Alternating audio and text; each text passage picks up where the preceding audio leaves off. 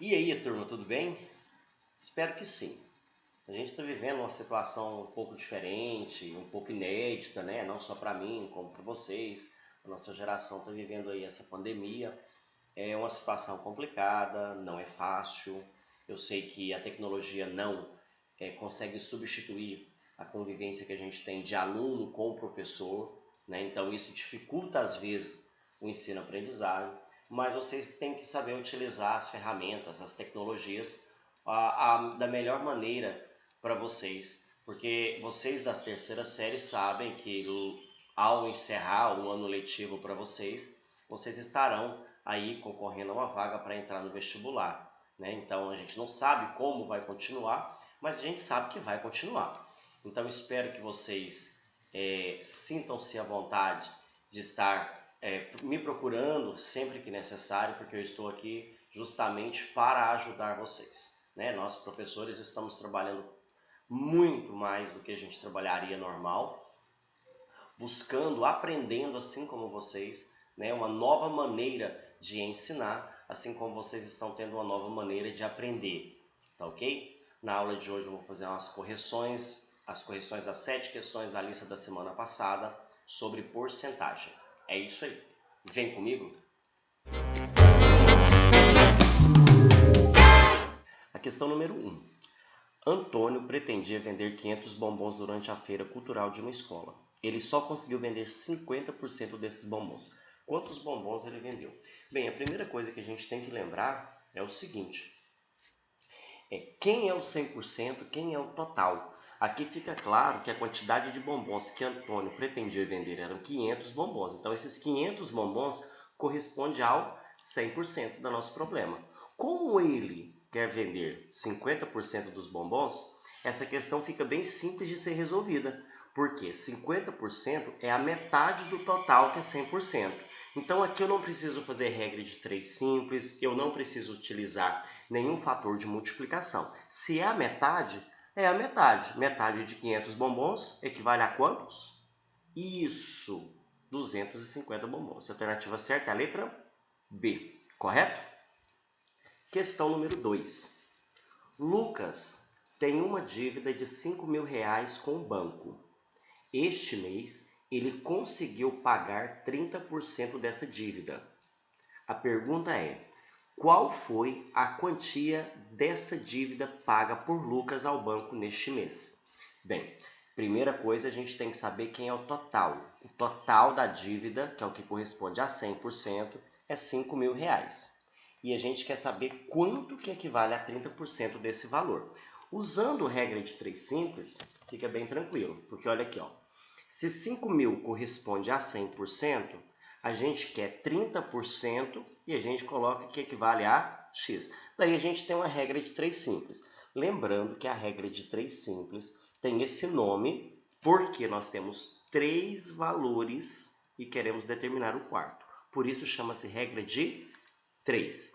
Outra coisa que a gente tem que lembrar na regra de 3 simples é que porcentagem fica debaixo de porcentagem, dinheiro fica debaixo de dinheiro e assim por diante. Então, cada coluna com sua grandeza, correto? Agora, para a gente determinar, basta a gente fazer o quê? Multiplicar cruzado. Então, vou multiplicar o 100 pelo x, que dá 100x, e os 5.000 pelo 30, que dá 150.000.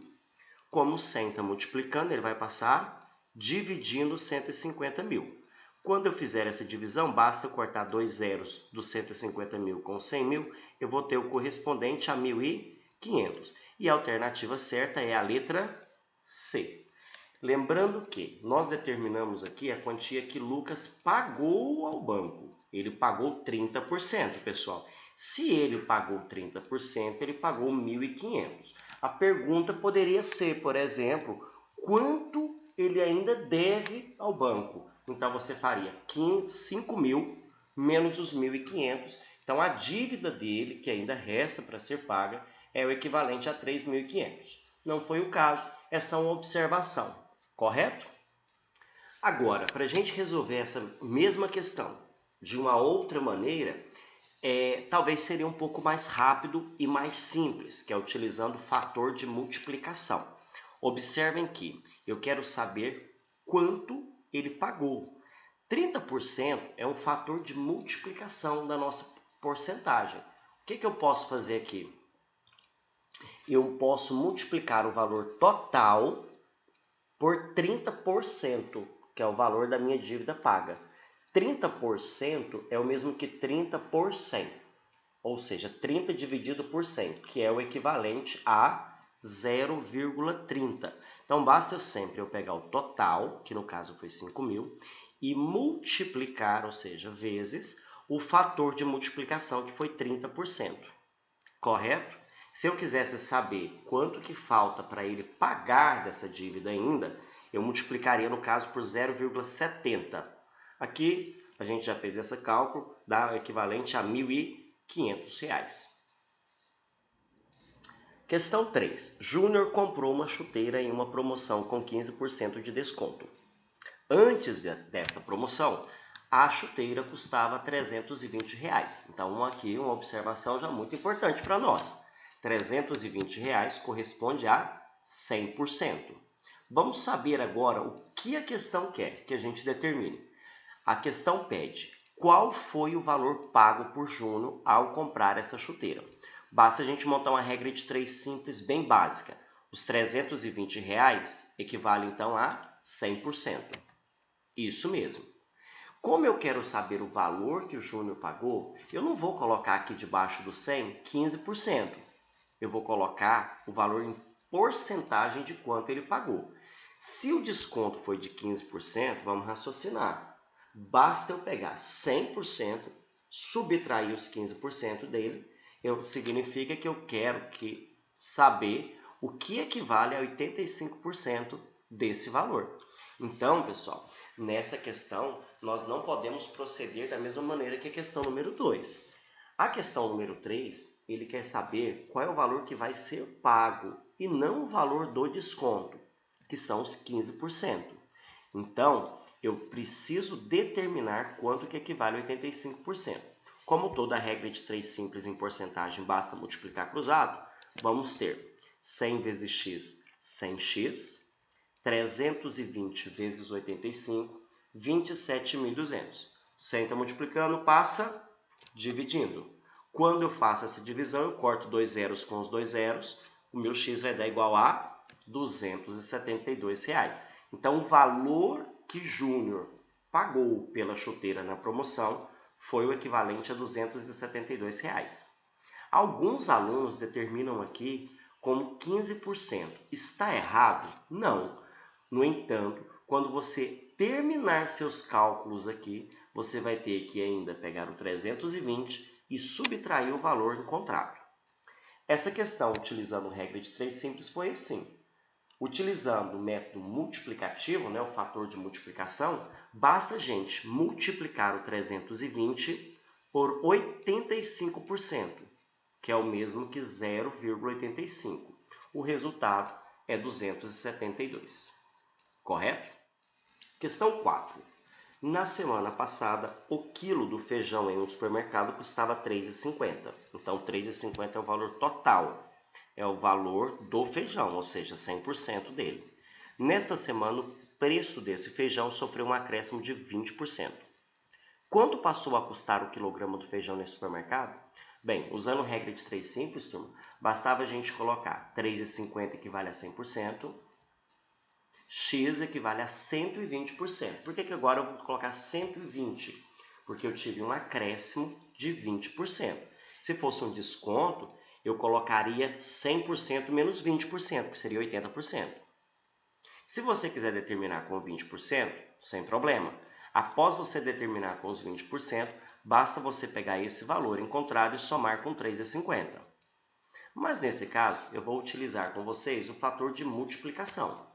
Basta eu multiplicar 3,50, que é o valor total do feijão, por 120%. Para multiplicar por 120%, é o mesmo que eu multiplicar por 120 dividido por 100, que é o equivalente a 1,20. Então, o fator de multiplicação desse problema é o 120% dividido por 100, que é 1,20. E esse resultado dá 4,20. Então, nós vimos aqui que teve um acréscimo de 70 centavos no preço do feijão.